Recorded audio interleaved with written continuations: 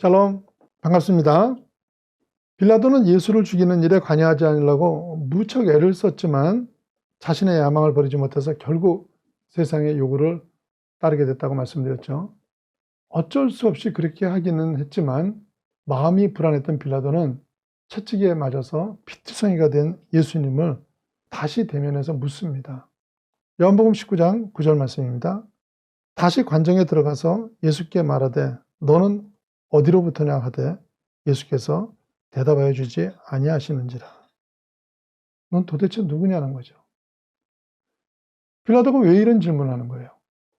뭔가 다르다는 걸 느꼈기 때문이죠. 빌라도 정도의 지위에 올라가기 위해서는 다른 건 몰라도 사람 보는 눈은 가졌어야 합니다. 그런 여러 가지 정황으로 봐서 하나님의 아들이라고 주장하는 예수님이 어딘가 다르다는 걸 느끼면서 두려운 마음이 들었던 겁니다.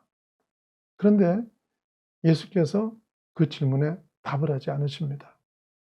그런데 그 앞장인 18장에서는 빌라도의 이런 질문에 아주 소상하고 분명하게 대답을 해주셨습니다. 요한복음 18장 36절과 37절 말씀입니다. 예수께서 이르시되 내 나라는 이 세상에 속한 것이 아니니라. 만일 내 나라가 이 세상에 속한 것이었더라면 내 종들이 싸워 나로 유대인들에게 넘겨지지 않게 하였으리라. 이제 내 나라는 여기에 속한 것이 아니니라. 빌라도가 이르되 그러면 내가 왕이 아니냐? 예수께서 대답하시되 내 말과 같이 내가 왕이니라. 내가 이를 위하여 태어났으며 이를 위하여 세상에 왔나니 곧 진리에 대하여 증언하려 함이로라. 무릇 진리에 속한 자는 내 음성을 듣느니라 하신지.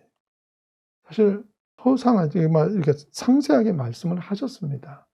그런데 지금은 대답을 아무것도 안 해주시는 이유가 네가 알 만큼 얘기는 다 했다는 것이죠.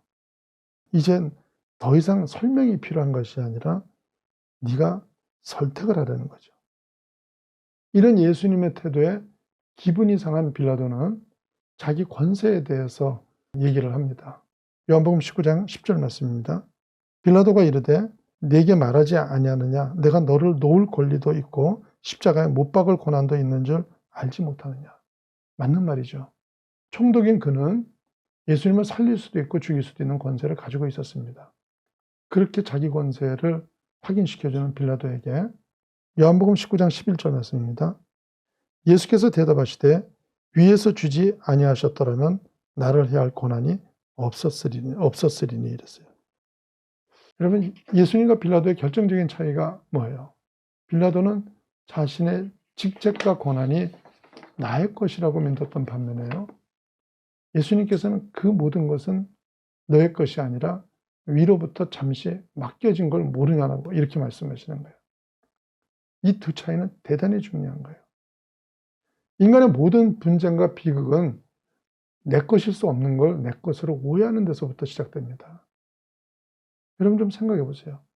우리가 가지고 있는 것 중에서 도대체 무엇이 진정 나의 것입니까? 내 생명? 내 생명은 최소한 내 건 맞습니까? 내 생명이 나의 것이라면요, 내 마음대로 할 수 있어야 되지 않습니까? 그런데 어느 누구도 태어나는 것도 죽는 것도 내 뜻과는 전혀 무관합니다. 그게 내 것이 될 수 있어요. 왜 일평생 피땀 흘려서 번 돈인데 죽어서 단 한 푼도 못 가져갑니까? 내 것이 아니기 때문이에요. 아파트 수천 채, 아파트가 아니라 빌라인가요? 수천 채 가진 사람이 있었어요. 그 사람 한 채라도 가져갈 수 있어요.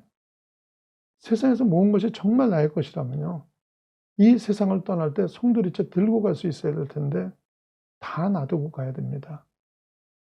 이집트의 왕들 같은 경우 죽어서도 내 것을 만들기 위해서 모든 걸 지닌 채 무덤에 묻히기도 하죠. 하지만 그것이 진짜 그들의 것이 됩니까? 결국에는요, 우리가 한 왕도 빠짐없이 어김없이 파헤쳐져 가지고 죽은 자에게는 결코 내 것이 있을 수 없는 것을 확인해 주는 것뿐이에요. 그거는. 죽은 사람에게 입히는 수의의 특징이 뭐예요? 주머니가 없다는 거죠. 아무것도 못 가진다는 것은 믿는 우리만이 아니라 하나님을 모르는 사람들도 다 알고 있습니다. 그런데 그렇게 알면서도 놔두고 갈 것을 위해서 그토록 악다구지를 쓰면서 살고 있으니까 그래서 인생이 굉장히 미련하고 불행한 인생들이 되는 거예요. 행복한 인생은요, 내게 있는 모든 것이 하나님께로부터 맡겨져 있는 것을 인식하는 데서부터 출발해요. 그때만 내게 있는 것으로 인해서 교만해지지 않을 수 있어요. 그때만 우리에게 없는 것으로 인해서 답답해하지 않을 수 있어요.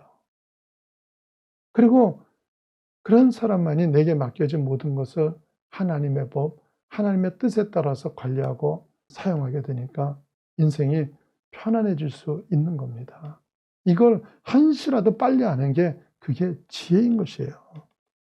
세상적으로는 얕고 똑똑했지만 이 사실을 전혀 몰랐던 빌라도는요, 결코 나의 것이 될 수 없는 내 자리를 지키겠다고 진리를 배신하게 됩니다. 요한복음 19장 12절 말씀입니다. 이러함으로 빌라도가 예수를 놓으려고 힘썼으나 유대인들이 소리질러 이르되 이 사람을 놓으면 가이사의 충신이 아니니이다. 무릇 자기를 왕이라 하는 자는 가이사를 반역하는 것입니다. 이게 무슨 말이냐면요, 스스로 왕이라고 하는 예수를 풀어주면은 로마에 너를 반역자로 고발해가지고 내 자리를 위태롭게 하겠다고 협박하는 거죠. 그래서 이 말을 들었던 빌라도가요, 요한복음 19장 13절입니다. 빌라도가 이 말을 듣고 예수를 끌고 나가서 돌을 깐 들, 히브리 말로 가바다에 있는 재판석에 앉아 있더라. 여지껏 그냥 왔다 갔다 하다가 새삼스럽게 재판석에 앉는 이유가 뭐예요? 자기 자리를 지키겠다는 거죠. 그러면서 그렇게 우리가 마음을 먹으면 이제는 뭐예요? 한 가지 길밖에 없는 거죠. 요한복음 19장 16절입니다. 이에 예수를 십자가에 못 박도록 그들에게 넘겨주니라.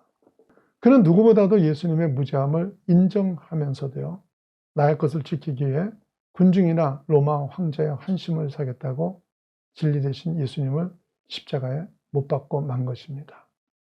그런데 빌라도가 그처럼 지키기를 원했던 그 자리가 얼마나 지켜졌어요. 불과 몇 년 후에 자살했다고 했죠. 진리신 예수님을 못 박으면서까지 지키고 싶었던 자리였지만 너무나도 허무하게 날아가 버리고 만 거예요. 자, 2000년이 지난 지금 이 시간에 보면요, 그가 그토록 연연했던 총독 자리가 뭐가 그렇게 중요하겠습니까? 그가 만약에 자리에 연연하지 않고 불의한 군중을 오히려 책망하고 당당하게 예수님을 풀어드렸다면 어떻게 됐겠습니까? 그래도 예수님은 십자가에 달리셨을 겁니다. 주님의 십자가는 유대인의 선택이 아니라 하나님의 선택이었기 때문이에요. 유대인은 어떤 방법으로든지 간에 예수님은 죽였을 것이고요. 그리고 로마 황제에게 빌라도 총독이 반역자를 두둔했다고 고발했을 겁니다. 그리고 그로 인해서 빌라도는 아마 파면당했을 거예요. 하지만 그랬다면요, 빌라도는 지금 하나님 나라에서 영원한 위인의 삶을 살고 있을 겁니다. 세월이 지난 지금 보면 빌라도가 그토록 지키려고 했던 총독 자리와 영생, 어느 것이 중요합니까? 두말할 것도 없지 않습니까?